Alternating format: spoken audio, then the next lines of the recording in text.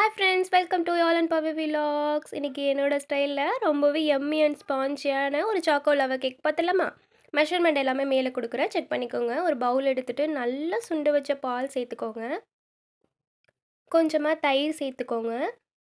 மைதா, cocoa powder, sugar,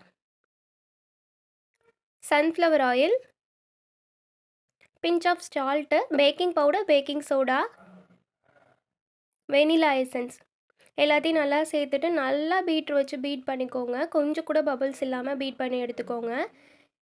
இப்போ பணியார சட்டியை ஹீட் பண்ணிவிட்டு கொஞ்சமாக எல்லாத்துலேயுமே பட்டர் சேர்த்துட்டு நம்ம சேர்த்து வச்சுருக்க மாவு எல்லாத்துலேயுமே ஒரு ஒரு ஸ்பூன் ஊற்றிட்டு நல்லா பஃபி ஆகி வரும். மூடி வச்சு வேக வைங்க. இப்போ அகைன் இன்னொரு டைப்பில் செய்யலாம். அதே மாதிரியே நம்ம வந்துட்டு பட்டர் சேர்த்துட்டு ஃபுல்லாக ஊற்ற வேணாம், ஆஃப் இது மட்டும் ஊற்றிட்டு நம்மக்கிட்ட இருக்கிற சாக்லேட்ஸ் வந்து ஸ்டில் பண்ணிக்கலாம் நடுவில். இப்போ க்ளோஸ் பண்ணிவிட்டு அகைன் மூடி போட்டு மூடி வச்சுருங்க. திருப்பும் போது ரொம்பவே பொறுமையாக திருப்புங்க. பேக் சைட் ரொம்ப நேரம் வேகணும்னு அவசியம் இல்லை, கம்மியாக வெந்தாலே போதும். பட்டர் கொஞ்சமாக சேர்த்துக்கோங்க, அப்போ தான் திருப்புறதுக்கு ஈஸியாக வரும்.